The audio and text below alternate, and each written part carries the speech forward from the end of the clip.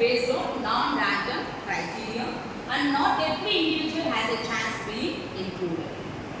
So now I used to collect the data from the employees shift-wise and morning availability, evening, night, because railways, everything.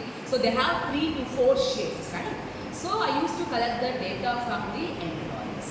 Non-randomly, convenience, because it is my convenience. Because Tirupati, which is very familiar to me, that is the reason why I selected for my convenience for data collection. I knew few people in railways. That is the reason why I selected the data from service railways. Okay? So for my convenience, right? For my convenience, I selected the target place and target people. This is how, as a researcher, most of the researchers, they'll go for convenience sampling. Otherwise, purposefully, they will do the research. We will discuss one by one. So, convenience. This type of sample is easier and cheaper to access, but it has a higher risk of sampling bias, because for our convenience, we are selecting the people. So, there might be a lot of bias. Maybe they may give wrong information also. We doesn't know, right? So, if the problem is student satisfaction, then I have to choose only students, right? So, but for my convenience, I selected those railways and some other. It is my convenience. Maybe there is a lot of bias may occur, but it is very cheap, very easy. It is very costly. It is very cheap, and we can easily collect the data because it is for our convenience. Because நம்மளுக்கு அங்க ஆளு தெரியும். அதனால அவங்க கிட்ட இருந்து நம்ம data collect பண்றது. அவ்வளவுதான். You understand what I am saying? So, convenience sampling is very cheaper and very easy to access. Disadvantage of convenience sampling is maybe biased information you may get from the respondents. So, non-probability sampling techniques are often used in exploratory and qualitative research. Starting the quantitative probability sampling methods. Qualitative, the problem is unknown. Then we should have to go for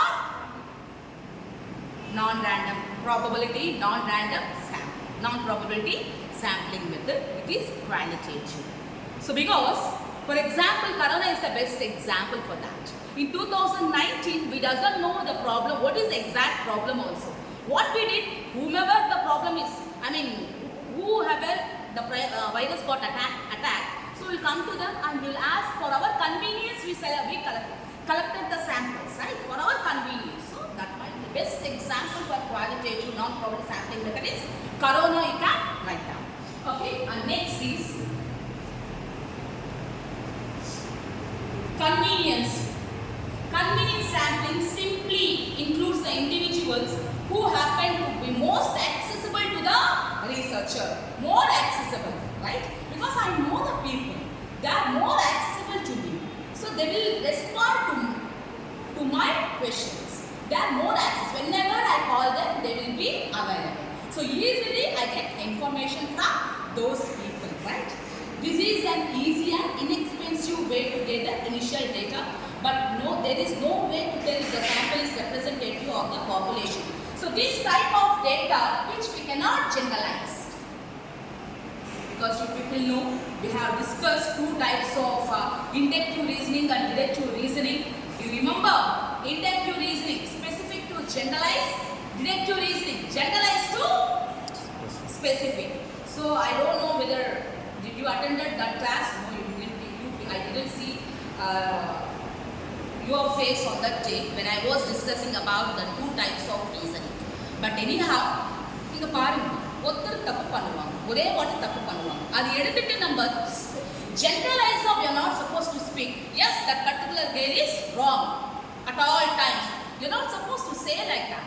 So in that particular time, she did mistake. So அது எடுத்துட்டு specific எடுத்துட்டு எப்பவுமே generalize பண்ணவே கூடாது.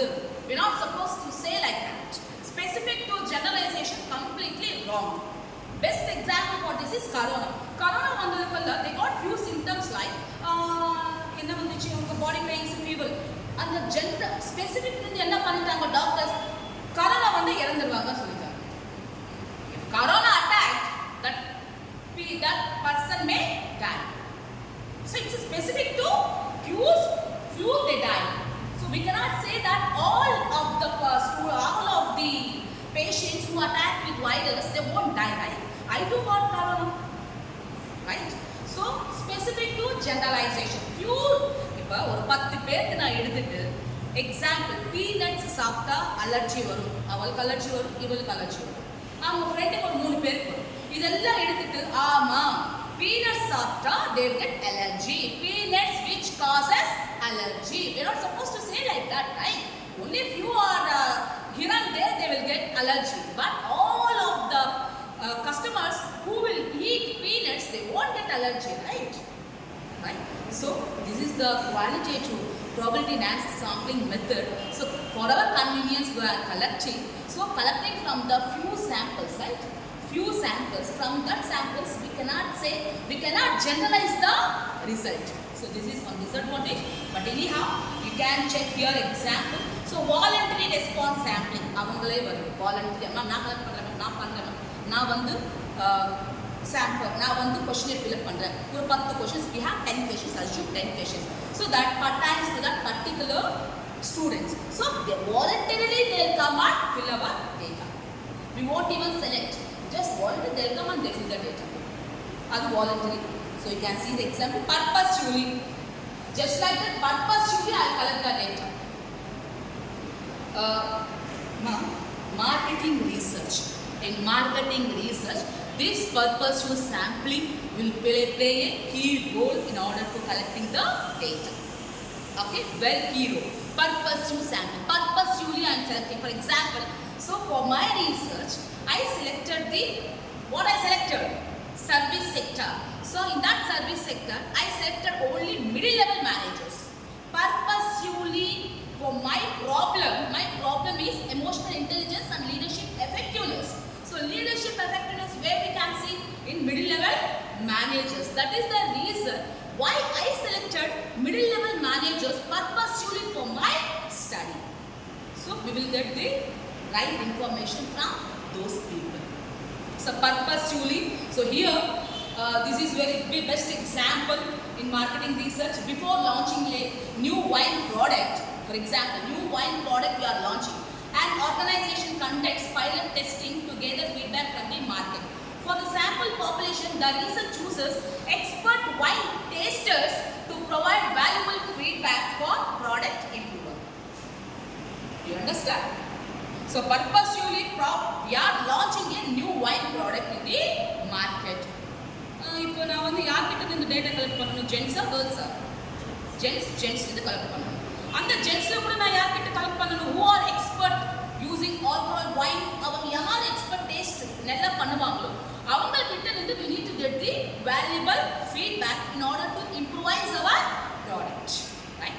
So purposefully, so this type of research which help you a lot while launching a new product in the market. Purposeful sampling. Okay, so this is purposeful and snowball sampling. This is very actually few researchers they will add this sampling methods also. Snowball. எனக்கு வந்து நரேஷ் தெரியும், கரண் தெரியும். So அவங்க ரெண்டு பேர் கிட்ட இருந்து from those two students I collect. So Karan had new few students and Naresh knew few students. They'll collect the data from those people. And though that friends knew few people, they'll collect. That is like a chain link. எனக்கு அவங்களுக்கு தெரியும், அவங்களுக்கு தெரியும், அந்த மாதிரி தெரிஞ்சுட்டு அங்க இருந்து டேட்டா கலெக்ட் பண்றாங்க. You understand what I'm saying? This type of sampling method is called snowball sampling. Come on, tell me now. What are the probability sampling methods? How many probability sampling methods we have? 4. Simple random sampling, systematic random sampling, cluster sampling, stratified random sampling. For non-probability sampling method, we have 4. Number 1 is convenience, purposive, voluntary sampling, random sampling, non-random sampling, and 4th one is snowball sampling. Convenience, for our convenience we will select. Voluntary they will come and collect they will respond to our questions. Voluntarily they will come approach us. And 3rd one is purposefully. So purposeful sampling, it is very effective sampling in the market. Snowball sampling, as usual we have discussed. We knew few members, they knew few. So that is like a chain link. Okay, this is called difference between probability sampling methods are non-probability sampling methods.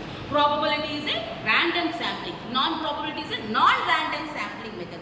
Where probability we will use in quantitative research. Where we will use non-probability sampling? Qualitative. So this is the difference between non-probability sampling methods and probability sampling methods.